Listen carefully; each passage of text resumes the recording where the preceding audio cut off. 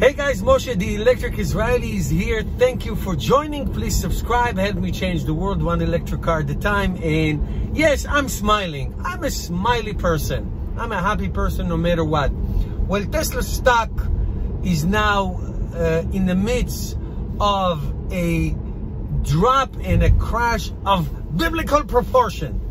I'm a Bible teacher, if you didn't know. Anyway, so it's down to $366 and change, erasing virtually all the gains it had since the end of Q3 of 2019 through Q4 and the great results of Q4 and the trajectory of 2020. And even though Tesla Model Y started to deliver, gone as gone. And of course, Tesla is not the only one. The stock market is down about 9,000 points since the world epidemic that is going on, affecting every aspect of life. So in terms of Tesla, if I might focus just on Tesla, what happened? Obviously, the epidemic that's going around the world is affecting Tesla. Supply, demand, deliveries, anything you can think about. I mean, the life as we know it has changed, and I'm not sure if it will come back to what it used to be when this epidemic will stop. And it will. We will get out of it. People will go out to eat again, I promise you. But I think the second, I would say the killer as of now, is the shutdown of the factory in in San Francisco, Fremont, where Tesla make all their cars except for the one in China. So basically, it was deemed unessential by the San Francisco mayor and governor and the sheriff. Elon Musk tried to finagle his way to keep it open, but except for essential personnel, basically cars cannot be made. Now, obviously, a lot of cars have been made, and I'm not sure if they're going to continue to deliver it. Obviously, delivered on trucks and all that. We'll see about that.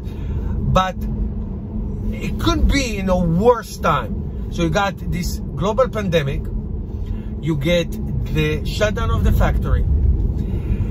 Right in time when Tesla started to deliver their most important car in their history, after the Model 3, of course, and that's the Model Y, which will sell like crazy once it resumed.